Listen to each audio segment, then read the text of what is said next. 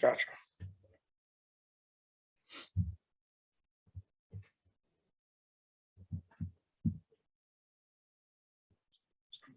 A few more seconds here, Coach. Yes, sir. Yeah, got it. Guys, you have it open, or did you straight questions?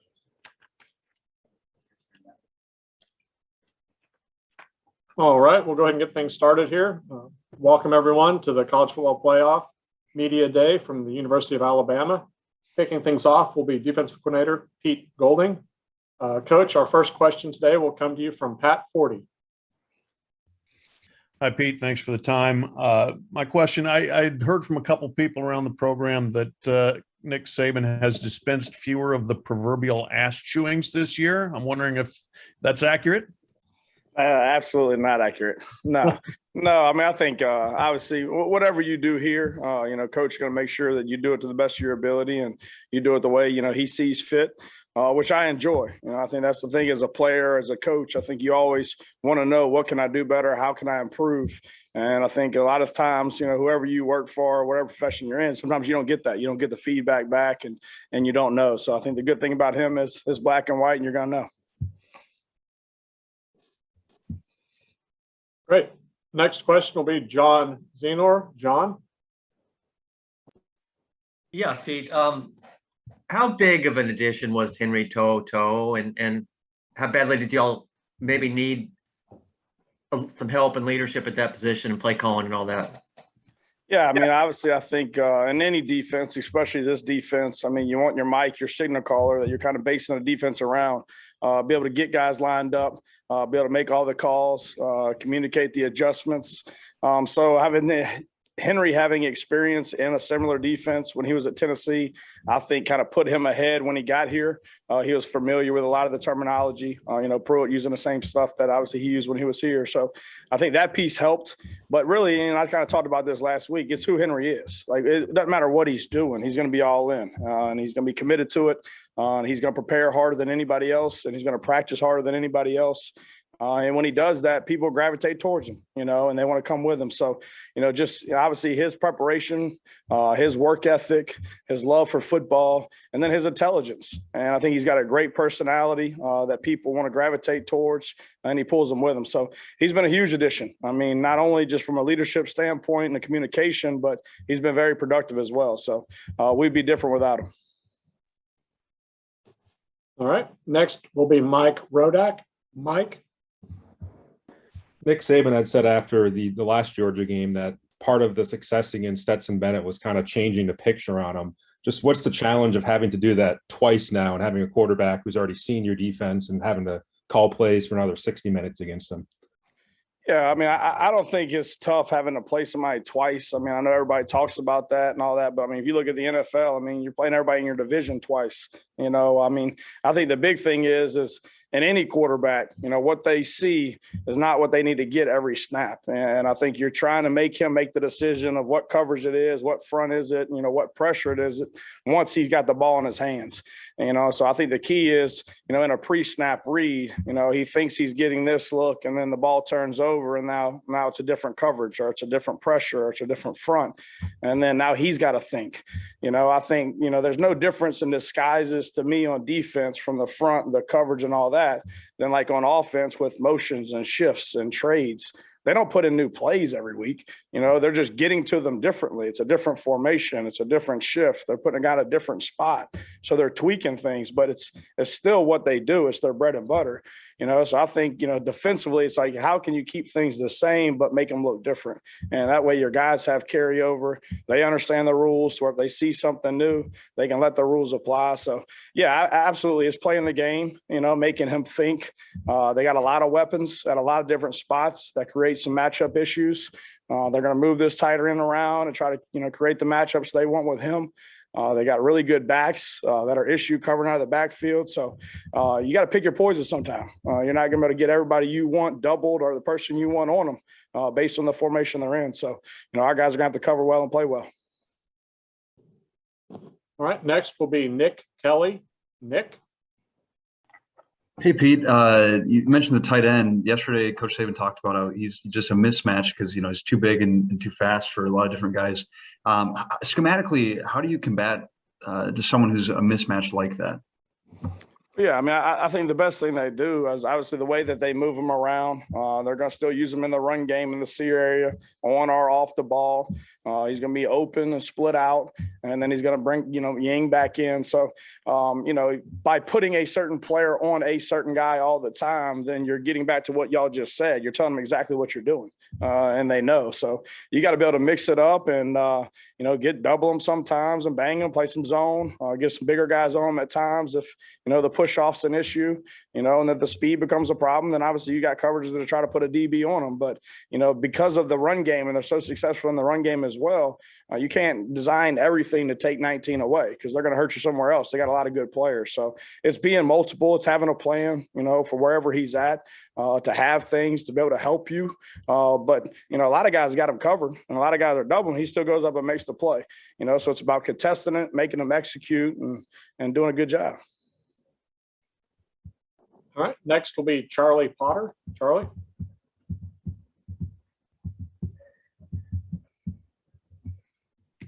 All right, we'll go next to Charlie Potter. Yeah, hey coach. We saw Kyrie Jackson, play quite a bit in this past game. Just how do you think he played against Cincinnati, and how has he kind of progressed over the course of the season?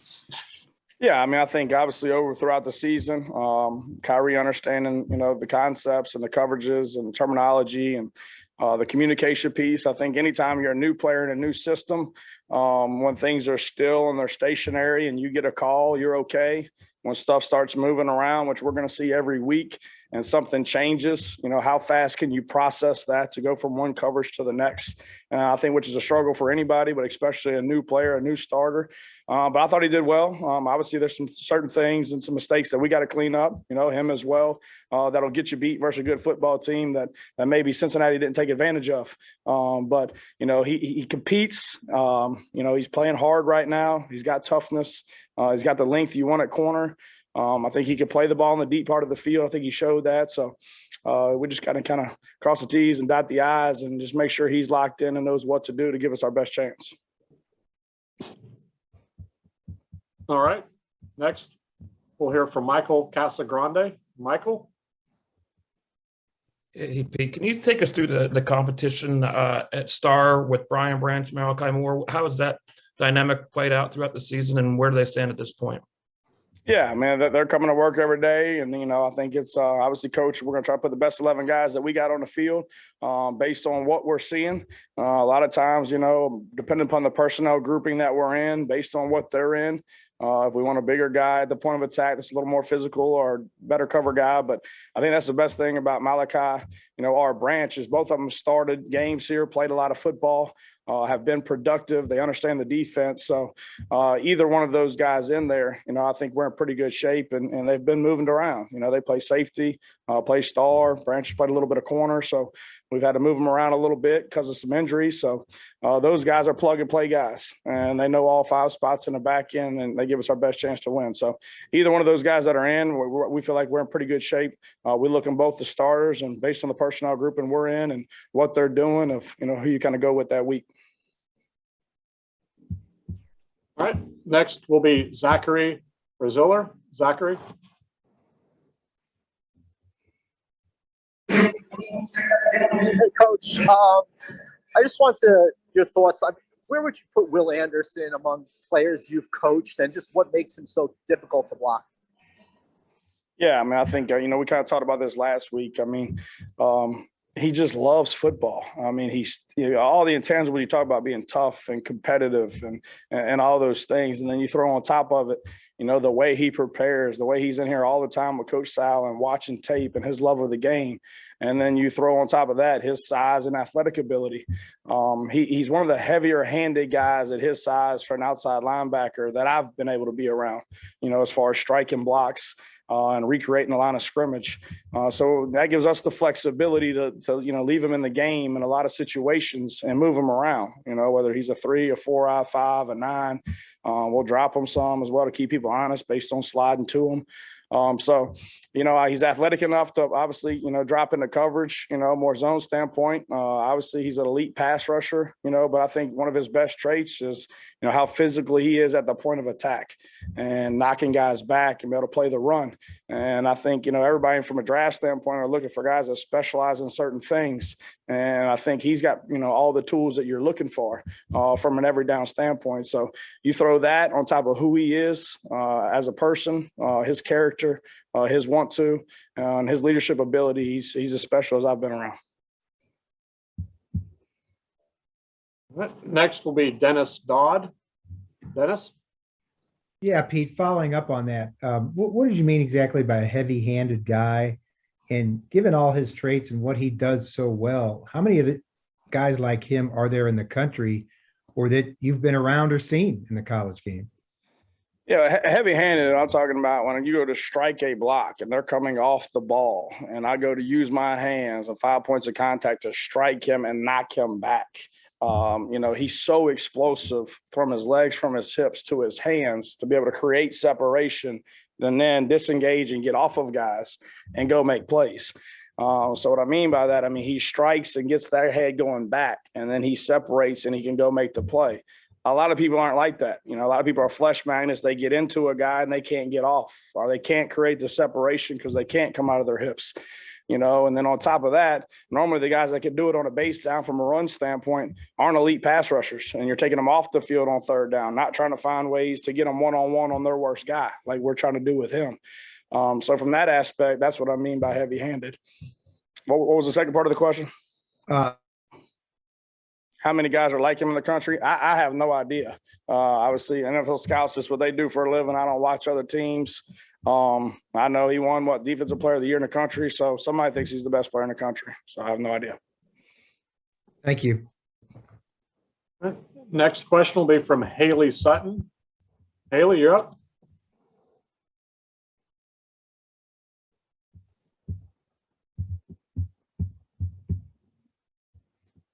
There we go. Can you hear me? Yes, ma'am.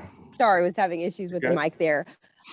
When you go into a game like this where it's a rematch, not just from the regular season, but the SEC championship, what challenges do you face when you're going into a rematch like this game?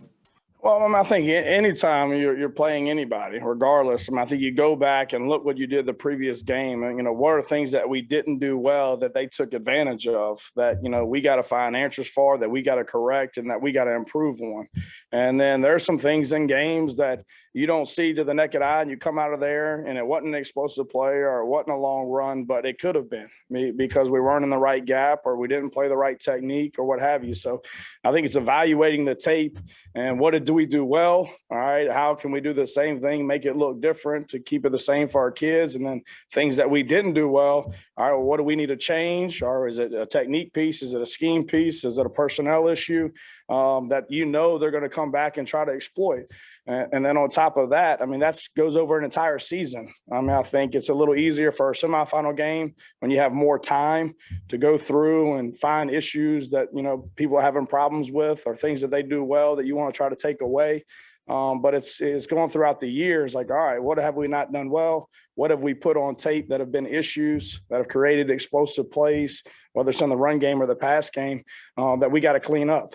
And then obviously, the things that you do well, you continue to do, and then add some mixtures in there to try to make them look the same, but it's a little different variation to give a different read, whether it's in the run game or the pass game. But obviously in any offense or defense, you have a philosophy, and this is your defensive scheme. This is your offensive scheme. And you got to go back to what's your bread and butter and what got you there. And at the end of the day, it's about getting off blocks, tackling the guy with the ball in space, defending the deep part of the field, playing penalty free.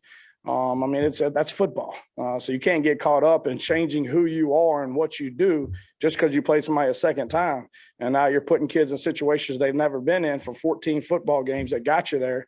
And now you're getting away from that. So I think there's a fine line in all that. The good piece about being here, coach has been here a lot in these situations. And so, we know our philosophy, we know what we believe in. It's about execution and getting everybody on the same page and playing fast. All right, our next question will be from Christopher Heidel. Christopher, you're up. Go ahead. Hey, Coach. Thanks for taking my question. Congratulations on making it to the championship game. The running back for Georgia, James Cook. What do you guys have to do to contain him? I know you did a great job against Cincinnati, keeping that running game from being explosive. What do you have to do to keep that guy from doing what he did to Michigan?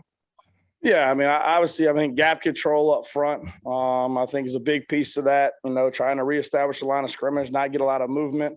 They're very multiple in the run game, both zone and gap. So being gap sound at the second level and taking guys off of double teams and work some slider and some counter game to, you know, fit in your 8-man spacing right and playing to your help. You know, a lot of, their shot plays and their priority passing game come off the run plays. So they challenge you from an eye control standpoint.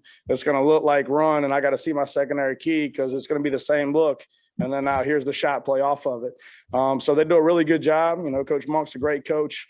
Offensively, you know, they use the horizontal width of the field. They're going to stretch you vertically. They're going to make you account for all gaps. They got those 3 big tight ends that they're going to put on the field a lot at the same time to create extra gaps. And they're good pass catchers. And then you can't forget about, obviously, these backs in the run game. That's one thing. And you got to gang tackle and you got to pepper the ball. And we got to get there, especially in space. I think 4 special in space. That showed up, you know, a couple times last time we played these guys. Some explosive plays based on missed tackles that he created. But, you know, you got to be sound. I mean, I think obviously you got to be able to try to take the run game away. I think that's hard to do versus these guys, but you got to eliminate the explosives. You got to make them drive the field. We got to create some turnovers. We got to play really well, you know, critical situations in the game, being third down, which was a big piece of this game last time, and then win the turnover battle. I think that was a big piece of this game, last time as well with the interception. So, yeah, I mean, you got to be sound versus the run, but they're very multiple. To where once you devote yourself to the run, they can make you pay on the perimeter as well. So it's a great challenge. Great. Thank you very much, Coach. We appreciate your time here this afternoon and look forward to seeing you in Indianapolis. Yes, sir. Y'all too. Next up will be Offensive Coordinator Bill O'Brien, joining us here in just a moment.